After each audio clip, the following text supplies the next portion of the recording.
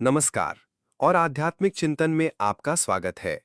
आज हम एक बहुत ही महत्वपूर्ण विषय पर बात करने जा रहे हैं, जो हर आध्यात्मिक साधक के लिए जानना आवश्यक है।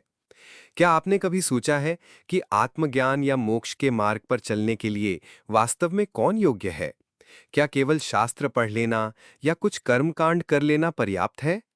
आदि शंकराचार्य अपने प्रसिद्ध ग्रंथ विवेक चूड़ामणि में इसी प्रश्न का उत्तर देते हैं। अधिकारी निरूपणम नामक प्रकरण में वे बताते हैं कि आध्यात्मिक यात्रा के लिए एक अधिकारी यानी योग्य शिष्य में क्या गुण होने चाहिए। तो चलिए समझते हैं कि शंकराचार्य के अनुसार ये योग्यताएं क्या हैं, जिन्हें उन्होंने साधन चतुष्टय या 4 प्रकार की आध्यात्मिक साधनाओं के रूप में समझाया है। सबसे पहली और सबसे महत्वपूर्ण योग्यता है नित्य नित्य वस्तु विवेक। इसका सरल शब्दों में अर्थ है शाश्वत और क्षणभंगुर के बीच भेद करने की क्षमता।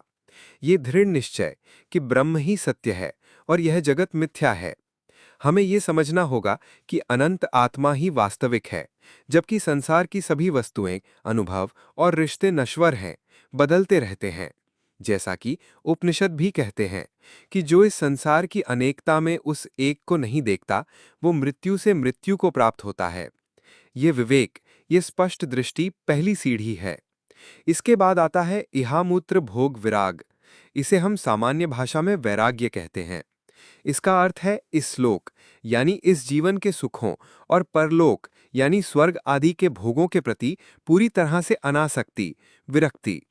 शंकराचार्य कहते हैं कि विषयों के प्रति हमारी आसक्ति ही दुखों का मूल कारण है। संसार में धन, पद या सुख की लालसा कभी पूरी नहीं होती, बल्कि हमें और अधिक उलझाती और दुखी करती है। वैराग्य हमें इस अनंत दौड़ से मुक्ति दिलाता है।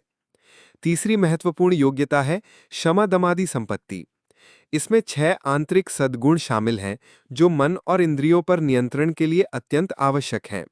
ये हैं क्षमा, अपने मन को बाहरी विषयों से हटाकर उसे अंतर्मुखी करना, शांत करना। दमा, अपनी ज्ञानेंद्रियों यानी आंख, कान आदि और कर्मेंद्रियों यानी हाथ पैर आदि को उनके विषयों से रोकना और उन्हें नियंत्रण में रखना। ऊपरति, सांसारिक कर्मकांडों या इंद्रिय भोगों से स्वाभाविक विरक्ति, उनसे ऊपर उठ जाना। तितीक्षा, जीवन में आने वाले सुख दुख, सर्दी गर्मी, मान अपमान जैसे द्वंद्वों को बिना विचलित हुए धैर्यपूर्वक सहना। श्रद्धा, गुरु के वचनों और शास्त्रों की शिक्षाओं में अटूट और दृढ़ विश्वास। यह अंधविश्वास नहीं, बल्कि पर्क और अनुभव से पुष्ट होने वाली आस्था है। और साधन चतुष्टय की चौथी और अंतिम कड़ी है मुमुक्षुत्व। इसका अर्थ है मोक्ष या इस सांसारिक बंधन से मुक्ति की तीव्र, उत्कट इच्छा। यह इच्छा इतनी प्रबल होनी चाहिए कि व्यक्ति उसके लिए कोई भी कीमत चुकाने को तैयार हो। यही वह अग्नि है जो साधक को निरंतर आगे बढ़ाती है।